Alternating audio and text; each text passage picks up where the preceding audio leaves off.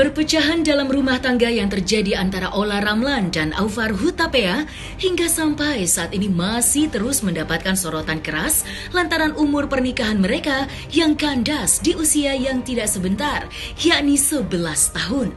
Namun, perpecahan yang terjadi di antara keduanya pun juga menimbulkan suatu kehebohan yang mana Ola dan Aufar justru menunjukkan kedekatan mereka, walau hubungan rumah tangganya kini sedang diambang perpecahan.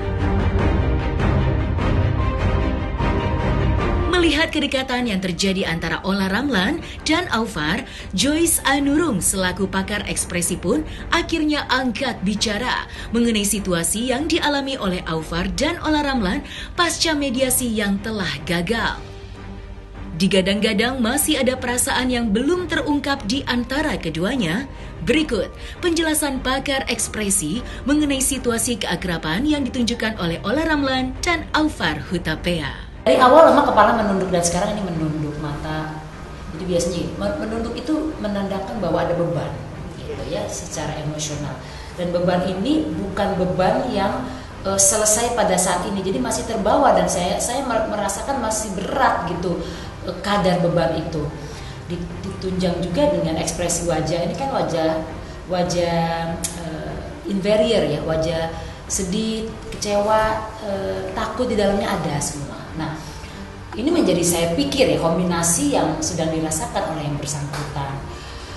Walaupun sudah ada kesepakatan untuk menjalani proses perceraian ini masuk ke dalam sidang mediasi, namun kekhawatiran, kekecewaan itu tidak bisa hilang. Gitu. Jadi di momen ini masih dirasakan oleh yang bersangkutan. Kita lanjut ya, coba ya kalau mau lagi. Ini. Ya, ini ada momen di mana sang suami merangkul. Jadi kembali lagi saya katakan suami cukup peka menyadari ya kondisi istrinya sehingga berusaha untuk memberikan support itu, memberikan dukungan. Dan rangkulan ini kan sifatnya spontan, jadi bukan sesuatu yang diminta. Betul sekali. Ekspresi itu sudah memberikan gambaran sejauh mana kenyamanan komunikasi dan hubungan mereka di momen ini. Jadi sudah terlihat di sana. Pak, mungkin dari Ola sendiri mungkin ada perasaan atau menahan sedih sih? Iya, pastinya ya. Saya nggak melihat bahwa ini satu hal yang bahagia gitu.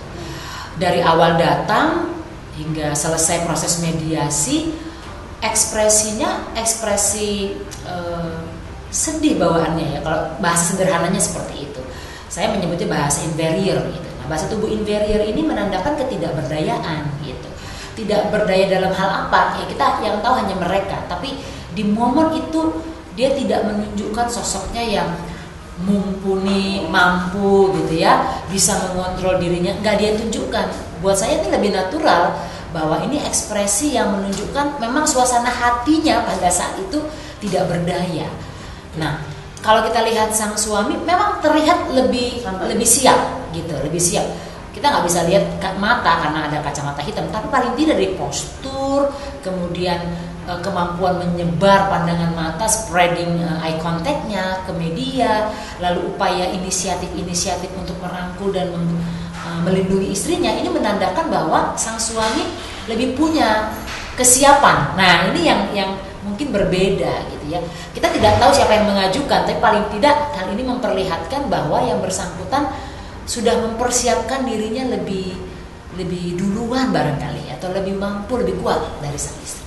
Mereka masih bersama ini seperti ini, tidak ada namanya bestie kan atau sih itulah maksudnya nggak ada apa namanya pergonjang-ganjingan.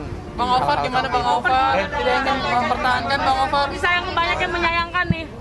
Terus. Pasangan serasi nih Bang Aufar. Terus. Udah sendiri waktu tadi. Oh ya, gini. Hal ini nggak bisa kita lihatnya hanya ada pemberitaan dikarenakan adanya gugatan yang sudah dilayangkan oleh Ola di Pengadilan Agama. Ini sudah berlalu mungkin lebih dari setahun. Dan kita pun involve di situ untuk coba mendamaikan. Namun cara-cara tersebut sudah kita lakukan, tidak berhasil. Begitu pula yang dilakukan oleh Bapak Ketua Pengadilan Agama sebagai hakim mediator. Mungkin itu terlalu subjektif ya Mas ya. Saya mungkin nggak memiliki kapasitas untuk menyampaikan hal tersebut. Baik adanya cocokan dan lain sebagainya itu kan sangat sifatnya privat ya, private dan confidential. Kalau di luar negeri namanya kan family court. Jadi makanya sidangnya tertutup. Beda kalau kayak di pengadilan negeri biasa segala macam itu kan terbuka untuk umum dan bisa didengar dan lain sebagainya. Ini tertutup. Jadi ya kita hargailah itu. Begini, ini kan permasalahannya private ya, confidential. Ini permasalahan rumah tangga. Jadi tolong dihargai juga dan di-appreciate hal-halnya yang mereka mau simpan untuk pribadinya mereka masing-masing. Jadi itu tolong dihargai. Kedekatan yang ditunjukkan oleh Ola Ramlan dan Aufar Hutapea nampaknya tidak membuat hubungan rumah tangganya kini kembali harmonis seperti sebelumnya. Hal itu terjadi lantaran keduanya telah gagal melakukan mediasi pada sidang pertama, yang mana Ola dan Aufar dikabarkan sudah tidak memiliki kecocokan yang akhirnya membuat kandasnya hubungan selama 11 tahun itu yang telah dijalani oleh keduanya. Lantas, hal apakah yang membuat Aufar dan Ola Ramlan tetap bersikukuh untuk berpisah? Ada ketidakcocokan di antara kedua belah pihak. Itu adalah hubungan suami dan istri. Nggak bisa dipaksain oleh siapapun juga. Tapi bagaimana cara untuk mereka menyelesaikan permasalahan itu atau dissolve the marriage ataupun untuk bercerai, diselesaikannya juga pun dengan baik-baik. Itu yang kita sampaikan dan itu yang terus akan konsisten kami lakukan sampai dengan putusan pengadilan.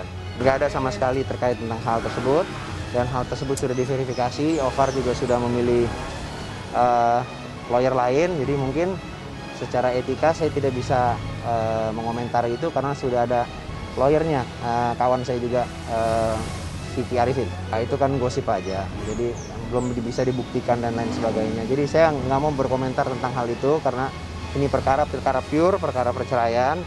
Tidak ada di dalam gugatan yang saya buat itu menyangkut tentang hal-hal tersebut. Jadi ya nggak usah digulung ke arah sana lah, nggak ada poinnya. Nah itu tanya mereka, saya nggak tahu. Kan rumah mereka nggak cuma satu gitu. Jadi itu ya itu semualah yang telah saya sampaikan. Saya rasa sudah berulang kali saya sampaikan dan proses berikutnya adalah pembacaan gugatan. Lalu dilanjutkan dengan jawaban, replik, duplik, pembuktian, sampai dengan putusan. Nggak ada, cuma bercerai aja kok. Bercerai aja. Nah, anak itu bisa nanti sudah ada bentuk daripada kesepakatan. Saya juga nggak mau mendahulukan proses acara persidangan seperti apa. Tapi dari kami, pihak penggugat, perwalian dan bicara tentang perwalian dan hadanah. Itu aja dulu. Bicara tentang perwalian dan hadanah. Ya, semua orang pasti juga merasakan hal seperti inilah dikala adanya perceraian. Jadi bukan suatu hal yang enak untuk dilihat ataupun didengar ataupun dirasa. Tapi kita menghargai baik itu Ola maupun Aufar yang sudah datang dan mengikuti proses hukum ini dengan baik dan benar, dan sehingga semuanya berjalan dengan lancar. Ya itu semua kan sudah dilewati selama kurang lebih 1 tahun. Jadi dia pun juga sudah memahami apa intensitas yang akan dilakukan oleh hakim mediator. Pasti untuk mendamaikan, untuk merujuk supaya tidak ada terjadi perceraian. Namun hakim mediator menyatakan, Bapak Ketua menyatakan tidak berhasil dalam hal itu. Tapi dalam hal untuk menyelesaikannya dengan baik-baik, beliau berhasil. Dan sudah saya sampaikan juga di dalam interview saya sebelum-sebelumnya bahwa ini semua akan kita selesaikan dengan baik dan harmonis. Itu yang kita tekankan.